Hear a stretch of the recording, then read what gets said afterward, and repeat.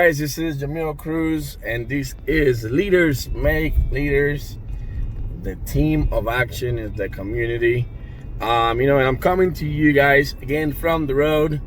I'm driving to the office, and before we get started, I want to get you or let you guys know that our hearts are with you, especially those out there that have the coronavirus infection. Guys, wash your hands.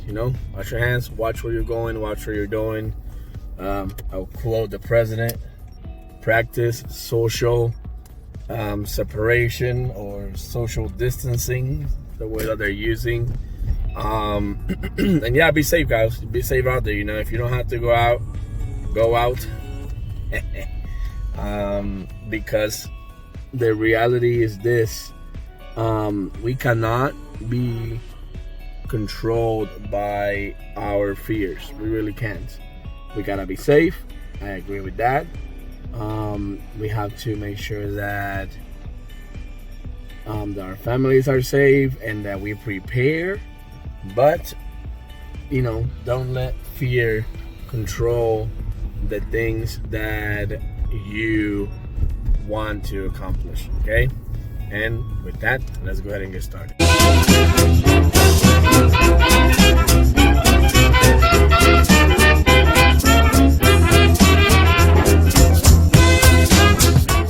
Alright guys, and we are back. And first of all, again, thank you so much for watching the video.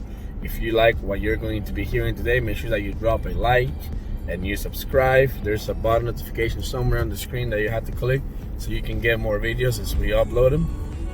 And so today I want to talk to you guys about part 2 of the video that I sent out last week. It was a lengthier video. This is going to be a really short video because the topic today, yes, it is a little it's a complicated topic, but it really isn't. It is as complicated as you make it, or as easy as you make it. And so the part 2 of the video that we're going to talk about today, it's about people that go into business and they don't let that business mature before they switch to another business.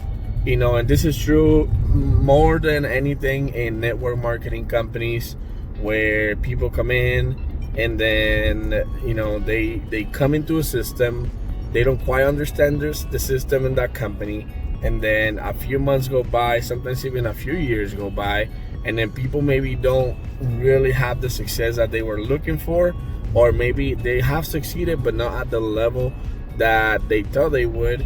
And so when a new opportunity comes by, they immediately jump into that opportunity thinking that that place is gonna be better than the last, right? And I call that the shiny ball effect, right? That's when people, they see something, and you guys have heard the saying, right, that the grass isn't always greener on the other side, or some people have the more positive outlook and say, the grass is greener on the other side, so I'm gonna go jump into that company because I don't know, it looks better. I know that guy right there, and that guy, he seems like he's doing good, he's having fun, he's rocking and rolling.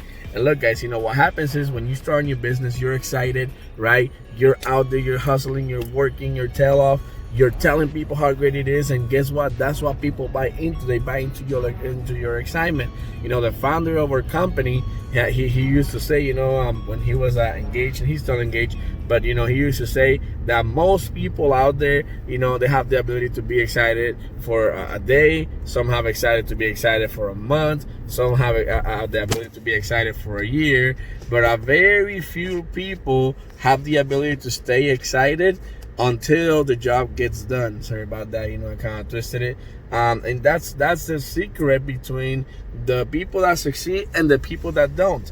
You having the ability to stay excited, stay consistent, keep selling and pouring into your dream regardless of the circumstance, understanding that there's a process behind every business, and if you follow the process, you'll achieve success.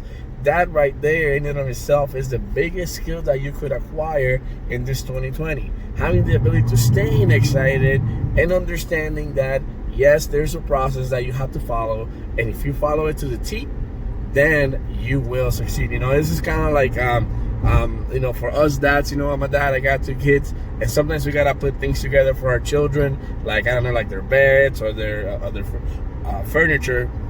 And the furniture store sends you the instruction manual, right? How to put it together, how to build it. And so what happens with a lot of us is that we're like, you know what?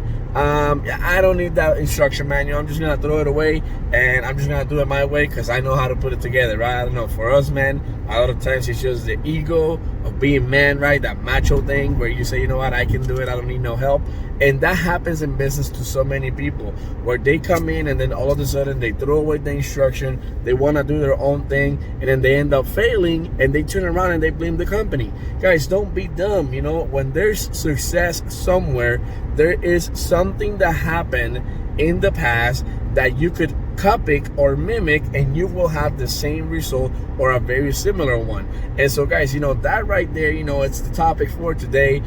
When you go into a business, make sure that you stay there. You find out, first of all, make the decision that is a good business for you. You know, it's a business that is moral, that is ethical, that you have seen success, right? Because nobody wants, you know, no free ride. You gotta make sure that you get something out of it. But if you see that it's a good business for you, and you make the decision that, you know what, yes, this is where I'm supposed to be, then you follow what the instructions are for that business. Find out who the top earner in that business is around you in your circle. You go and you talk to them and you say, look, give me the blueprint, give me whatever it is that you did, tell me what it was, I want to follow it, and please be specific with me. You know, for instance, in my business, the name of the game is appointments. You gotta be on appointments. You cannot do absolutely anything unless you're sitting across somebody else. So if I want to know how someone has achieved a level of success that I want to have, then I have to go and tell that person, look, I want you to tell me in a matter of you know, a month, let's say a month's time, what does your schedule look like? Like, how many appointments do you run every day or every week? You know, if you don't know that every day, but every week, you know, like, what was it? And you keep digging and digging and digging until you find the blueprint. And then once you have the blueprint, guys, then that's the instructions for the furniture. You gotta start at step 1 and take it all the way to step 9, and you cannot skip any step in between. And once you do that, you will also have the same amount of success that the other person had. Don't just be jumping around from one business to business because you don't give that business that you're in enough time to mature.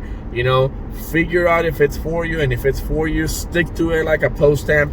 Don't be out going nowhere else until you make it work, guys. Honestly, you know, in business, you have to be honest with yourself. If you ain't putting in the work, that's where you're not getting the results. It's not the business that you're in. It's not the company that you're in. It has to do with you and the amount of work that you are putting, you know, or not putting. So go out there, you know, work your tail off, find out what the blueprint for your particular business is, and then go out there and take over the world, guys. You know, what you're given, that's how we live it. Don't be mad at the system, it's simply how we've existed. I hear a lot of people talking like they politicians and choose to be an accountant because it's safe in a business, not because they want to do it, just because they heard it pays.